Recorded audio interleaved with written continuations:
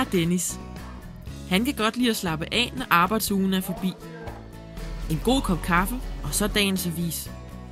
Ligesom alle os andre går han indimellem og drømmer. Små og store drømme, hvoraf nogle aldrig går i opfyldelse. Men så er der også dem, der gør. Som her forleden dag, hvor Dennis og familien flyttede ind i deres nye hus. Vi faldt pladask for det begge to med det samme, vi så det. Vi vidste på sekundet, at det er det her hus, vi vil have. Og det var et sted, hvor vi kunne være, og hvor vi havde alle muligheder for at få alle i familien placeret godt. Sådan, dejligt vejr, hvad Mathias?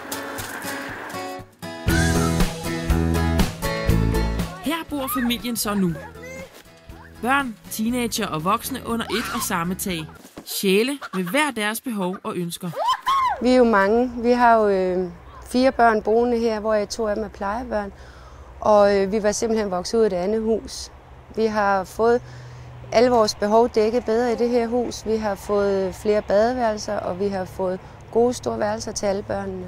Om ikke andet, så havde det i hvert fald mit herreværelse.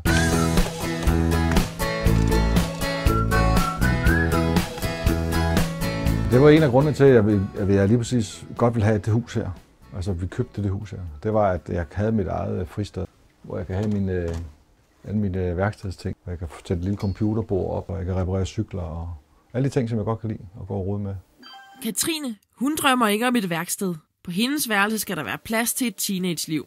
Det var vigtigt for mig, at jeg havde et dejligt stort værelse, hvor der var plads til en masse, og jeg kunne invitere en masse venner med hjem. Altså, vi kunne feste og sådan noget hjem. Det er lidt hyggeligt, når man er mange.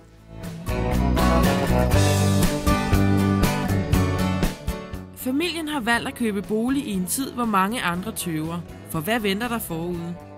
Der er nok rigtig mange, der sidder og tænker, skal jeg lige vente et kvartal eller et halvt eller et helt år med at købe bolig og se, hvad der sker med priserne. Og det kan jeg sagtens forstå.